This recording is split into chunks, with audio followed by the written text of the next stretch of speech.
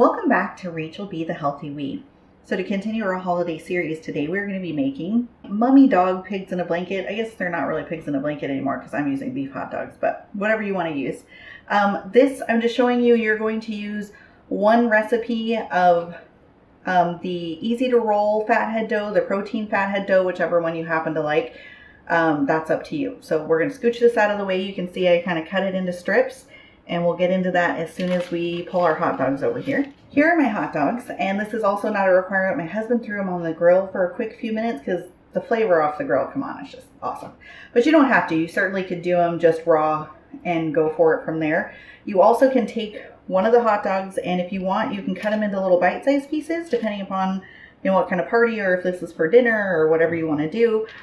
But you can also leave them whole, and then you can take a strip of our fathead dough. And starting at the top,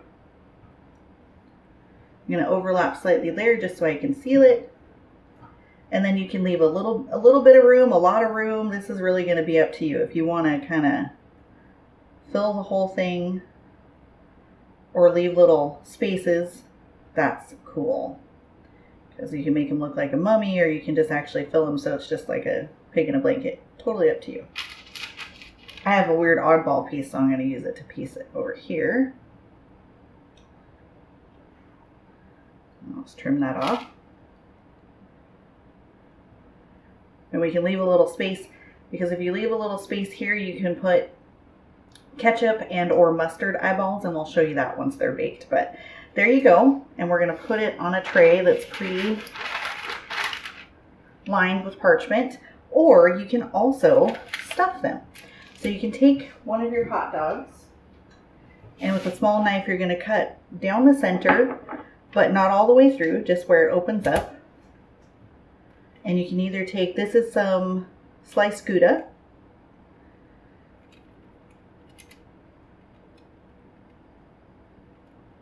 And we're just going to shove it in the little cavity. Or also take a soft cheese or a spreadable cheese. And the nice thing is, because it's so squishable, you just stuff it in there. So now, same thing, but with these ones you do want to make sure you're covering most of that stuffed area so you don't get too much spillage coming out. And we're just gonna wrap around. Again, I have that wonky one, so let's use it. You can also wrap just the center and leave the ends out. It's kind of really up to you. You got a lot of leeway with this. You can see I did it fairly thin because I don't want a super thick covering. If you want to give these ones eyeballs, you'd have to do it like over here, since your stuffing is over here. And there we have it. So I'm going to go ahead and finish these off, and then we are going to put them in a 350-degree oven for about 20 to 30 minutes. I'll tell you how long ours took, but you're really just cooking the fathead dough because the dogs are fine. So let me go ahead and finish that up, and then we'll show you what they look like when they come out. Okay, so we have finished product. I have a couple that I was going to show you. If you're doing something fun for a party with kids or grandkids, whatever you want, that's a fun way to do it. You make the little eyeballs. They actually sell these funny little candied eyeballs at Walmart and places, and you can buy them on Amazon. If you don't want to eat them, pluck them off, because I'm sure they have junk in them, but they're fun to at least put on display, which I thought was really cute. Then this is if you cut the fathead dough strips that we had done in half. You can do it sparingly. My husband says it tastes like a hot dog in a bun. So if you do a fun little maybe secret sauce on the side for dipping and things like that, I think this would be really fun for a party or just a fun dinner with the up and coming holidays.